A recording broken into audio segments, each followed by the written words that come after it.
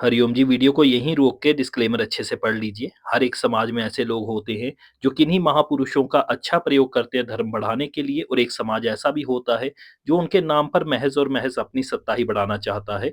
तो दोनों प्रकार के लोग होते हैं। हम ना ही किसी को पूरी तरीके से सही, ना ही किसी को पूरी तरीके से गलत कहते हैं। वीडियो देखने वाले कृपया अपने बुद्धि विवेक से काम लें। हरिओम, नमस्ते जी। बड़े सारे लोग इंस्टाग्राम पर मेरे को कह रहे थे कि आप शुक्राना गुरुजी के बारे में हमें कुछ बताइए, या फिर ये जो बाबा जी हैं, क्या ये सही हैं या गलत हैं? क्या चल रहा है इंटरनेट के ऊपर इनके बारे में, और क्यों लोग इनके ज़्यादा इतने फैन हुए हैं? हम देख रहे हैं 4-5 साल से पिछले बहुत ज़्यादा वायरल हो रहे हैं। 2 तरह के लोग हैं, एक गुट है जो इनकी बहुत पूजा भी करता है, ठीक है? और दूसरा है जो इनको ट्रोल भी काफ़ी ज़्यादा कर रहा है, ठीक है? तो दोनों गुट हमारे पास है, यानी एक विरोध में है, एक समर्थन में है। इनका असली नाम जहां तक मेरे को पता चला है इंटरनेट से, निर्मल सिंह महाराज इनको शायद कहा जाता था। अब शुक्राना गुरुजी के नाम से ये प्रसिद्ध है। फोटो में से इनकी कभी शहद निकलता, कभी ये रोटी खा जाते, फोटो में से कभी जूस पी जाते हैं, ठीक है? उसके ऊपर हम ना ही ट्रोल कर रहे हैं, ना ही समर्थन कर रहे हैं। मैं आपको शुद्ध बात बताने वाला हूँ, खरी बात बताने वाला हूँ। अच्छी लगे तो आगे पहुंचाइएगा वीडियो लोगों तक, और अगर आपको लगे कि हमारी बात में भी कोई कमी है तो आप कमेंट्स में बता सकते हैं। मैं यहां पर आपको कोई फैसला नहीं दूंगा, बस आपसे एक सवाल पूछूंगा।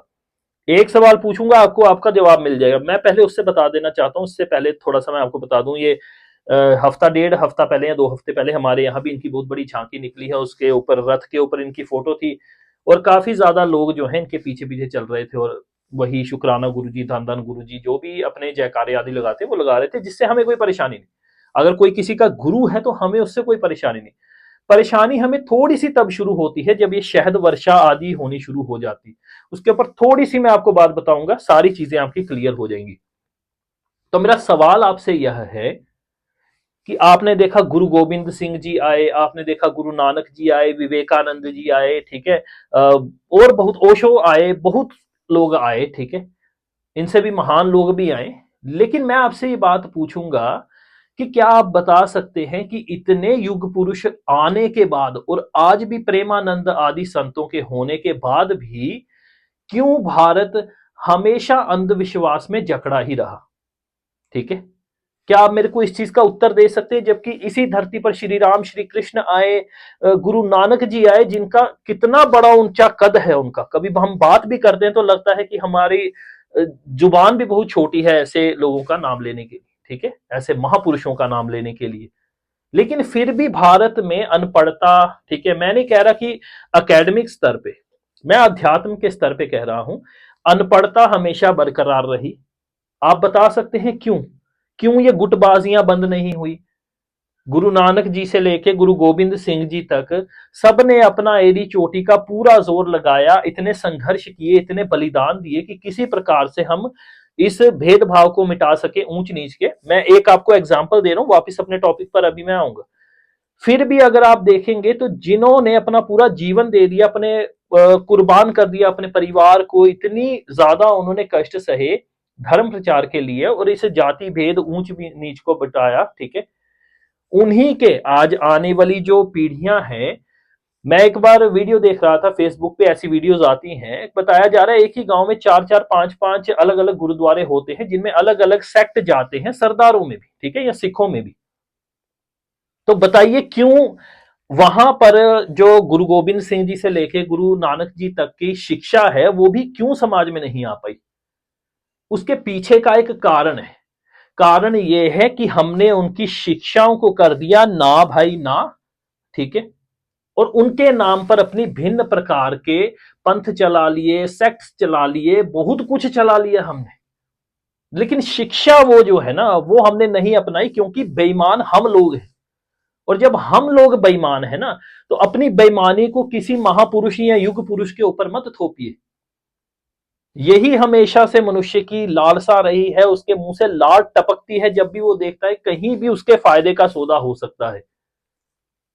तो जिन गुरुओं ने हमारे भीतर से जातिवाद आदि मिटाया, ऊंच नीच मिटाई, उन्हीं के आज वंशज आगे जो हैं, वो आज अलग अलग गुरुद्वारे बना लिए हैं उन्होंने। अब मेरे को नहीं पता इसके पीछे क्या राजनीतिक कारण है तो सारा पॉलिटिक्स से ही, क्योंकि पॉलिटिक्स से ही अपनी ग्रीड मिटती है, ठीक है? जो गुरु के सिंह हैं वो मेरी इस बात से शायद एग्री करेंगे, ठीक है?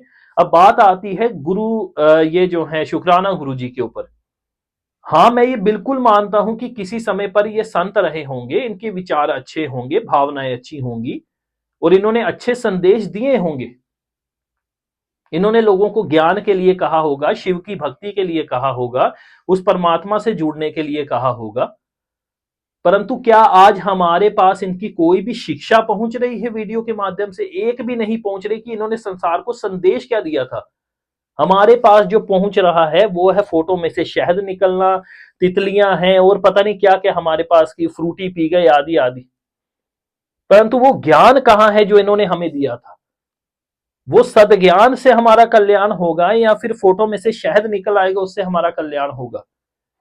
एक ग्रुप ऑफ पीपल है जो कि अपर मिडिल क्लास आते हैं या अपर क्लास के लोग आते हैं, उन्होंने कैप्चर किया इन्हें और आज इनके नाम पर खूब अपने अपने काम चला रहे हैं।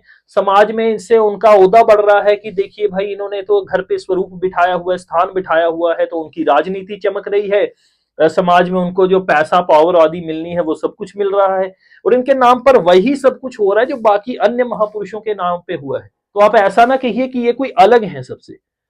ठीक है, तो जो इतने इतने बड़े श्री राम श्री कृष्ण जी के नाम पर सेक्स चल रहे हैं इधर उधर, वो सब ने अपनी दुकानें खोली हैं, तो इनके नाम पर भी खोल रही है। इसमें मैं तो आश्चर्यचकित होता नहीं कि प्रेमानंद जी के महाराज के नाम पर ये नहीं हो रहा आज।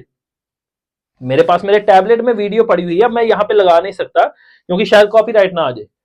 उसमें ऐड चल रही है फेसबुक के ऊपर और प्रेमानंद जी का ऐसे गोल सा वो फ्रेम काट के उसके अंदर प्रेमानंद जी बोल रहे हैं, पीछे एआई वॉइस से वो बोल रहे हैं कि ये हनुमान जी का एक पेंडेंट है, इसे खरीदिए, ये आपकी जिंदगी बदल देगा, ये है, ये सारे बने काम बिगड़े काम बन जाएंगे आदि आदि। तो ये यूज हो रहा है प्रेमानंद जी का। प्रेमानंद जी के नाम पे लोगों ने दुकानें खोली हुई है, केली कुंज में ही खोली हुई है। खुद ये जो प्रेमानंद जी हैं, इन्होंने नोटिस जारी किए हैं कि ये लोग जो है लूट मार कर रहे हैं आपके साथ, इतने इतने ज्यादा दामों पर फोटोज बेच रहे हैं, ये सही नहीं है। तो आज संत हो या चले गए संत हैं या फ्यूचर में आने वाले संत हैं, कभी भारत का कल्याण नहीं कर पाएंगे क्योंकि उनका सदगान दबा दिया जाता है और उनके नाम पर अपनी दुकान चला ली जाती है।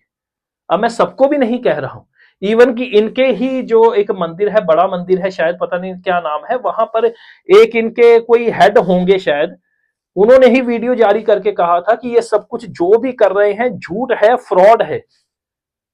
ठीक है, ऐसा कोई शहद वाली बात नहीं है। वह एक सच्चे संत थे, उन्होंने हमें परमात्मा के साथ जुड़ने के लिए कहा, जो कि सभी संतों ने हमें कहा है। परंतु जिसको जब दाव लगा उसने एक नई दुकान खोल ली किसी एक महापुरुष को चुन के। तो जैसे बाकियों का हाल है वैसे ही इनका हाल है। मैं कोई भी फर्क नहीं देखता हूं महापुरुषों में, सब महापुरुष मेरे लिए एक समान है। परंतु इनका कोई कसूर नहीं है, इसलिए इनको ट्रोल ना करिए। इनके नाम पर जो दुकानें खुली हैं वो आज खुली हैं, आगे भी खुलनी है। प्रेमानंद जी जब चले जाएंगे इस संसार में से, उनके नाम पर ऐसी ऐसी दुकानें खुलेंगी जो आपके होश उड़ा देंगी। यही कहकर मैं इस वीडियो को खत्म करता हूं कि हमें समाज बदलता हुआ नहीं दिखाई देता, क्योंकि जो संत होते हैं उनकी वाणियां दबा दी जाती, ज्ञान दबा दिया जाता है, परंतु उनके नाम पर चलने वाला ढोंग सदा चलता रहता है। उम्मीद है आपने वीडियो को अच्छी तरीके से देखा होगा और बातें समझी होंगी। बड़ा ही क्लियर मेरी स्टेटमेंट थी, कुछ भी मैंने घुमाया नहीं है इसमें। आप सबका बहुत आभार है। आप सबको मेरी तरफ से हरिओम नमस्ते। अगली वीडियो में जल्द मिलता हूं।